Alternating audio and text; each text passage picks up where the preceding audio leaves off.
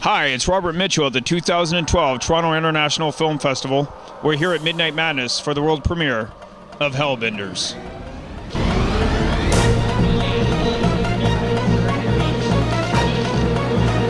You're listening to a demo from StopMusic.net. It's an exorcism comedy.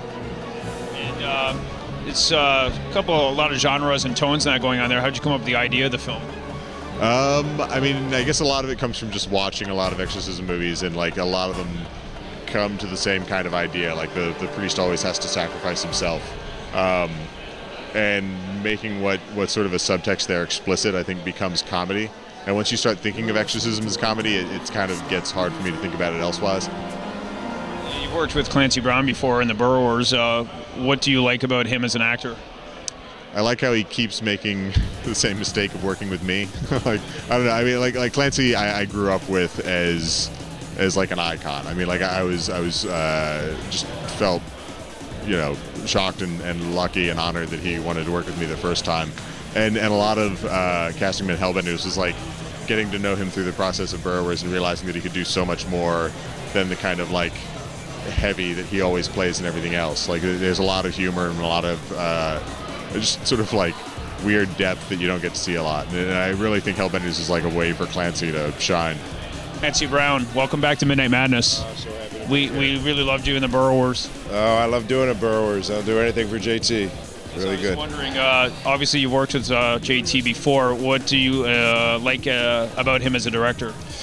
Well, he has the best scripts so far. He wrote Burrowers and he wrote this one, and he called me up and he said, I have no money, but I have this script and I have a great part for you.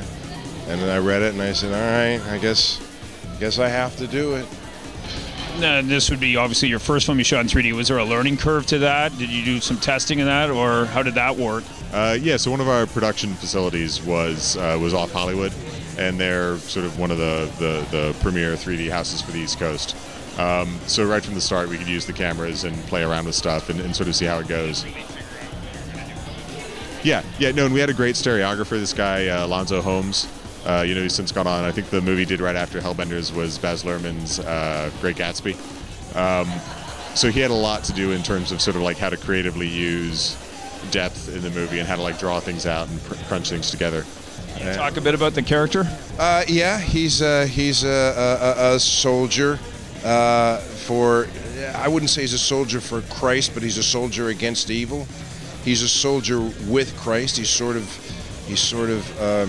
considers himself on a par, and the boys of the order are on a par. We are the partners of Jesus and God and Buddha and all the things that are good in the world against all of the things that are bad.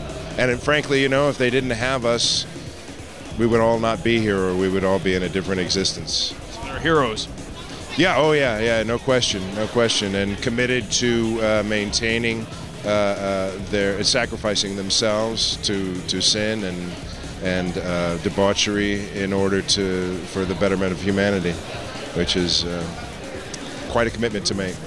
The special effects in the movie are pretty phenomenal. Can you talk about the team that you worked with on that? Yeah, we had both practical effects were by Brian Spears, who's had some Midnight Madness movies before. He did Stakeland a couple years back, and he's like Glass Eye Picks, the Larry Fessenden people, like he's their go-to guy. And then in post-production, we had a company called Molecule, which is a New York effects house, and a lot of what they've done in the past has been TV, and they're sort of transitioning more into features now. I mean, they had work in Beasts of the Southern Wild. They do Rescue Me, which is good for us because we've got a shit ton of fire effects in the movie. So, how did you prepare for this role? Sense memory, mostly. We didn't have much time to shoot it and not much time to prepare, so I got a chance to read up a lot. But we were pretty much filming, and then when I wasn't filming, if I was younger, I probably would have whored around a little bit more and done more drugs and gotten drunk, but I'm older now, and I after work I would just fall asleep. When you were writing the film, were you seeing it in 3D, or is that something that when you started in pre-production and planning, trying to get the money for the film, that you started saying maybe we should do this in 3D?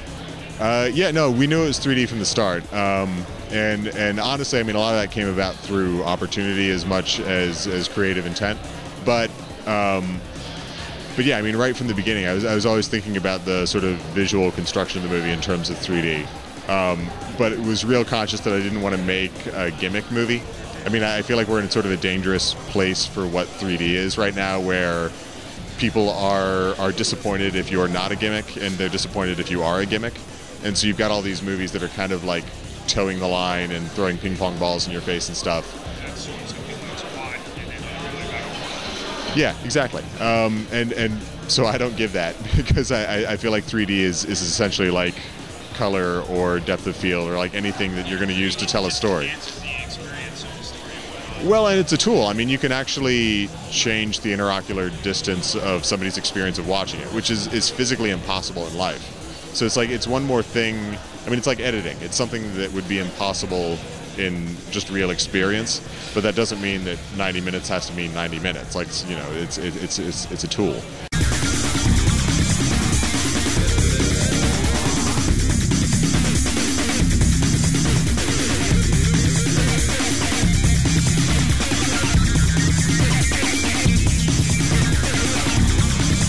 You're listening to a demo